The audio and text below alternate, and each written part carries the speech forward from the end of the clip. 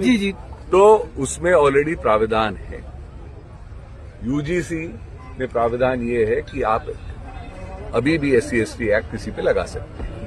जहां तक रैगिंग की बात है, तो रैगिंग की बात में भी सच्चाई है कि रैगिंग के लिए भी एक्ट इस देश में है कि अगर किसी भी बच्चे की रैगिंग होती है, कुछ भी होता है, तो वो भी प्रतिबंध है और होनी भी नहीं। जहां तक मेरा सवाल, और ये मेरे खुद के विचार हैं, पार्टी के नहीं, मैं पार्टी की ओर से प्रवक्ता नहीं हूं। मैं क्या नहीं हूं? पार्टी का प्रवक्ता नहीं।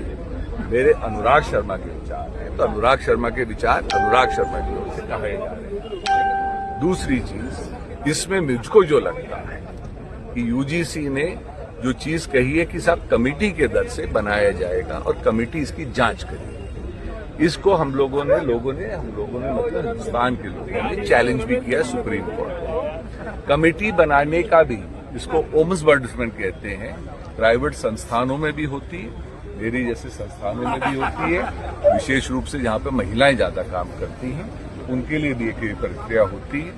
स्कूल्स और कॉलेजेस में भी ओम्बड्समैन की प्रक्रिया होती है, और आपके जिस मीडिया से आप आते हैं उसमें भी ये प्रक्रिया होती है। तो उस मीडिया में भी जो लोग बड़ी मीडिया ऑर्गेनाइजेशन में काम करते हैं उसमें भी ओम्बड्समैन की प्रक्रिया होती है। तो जांच के दायरे में रहते हुए वो रिकमेंड कर सकती है।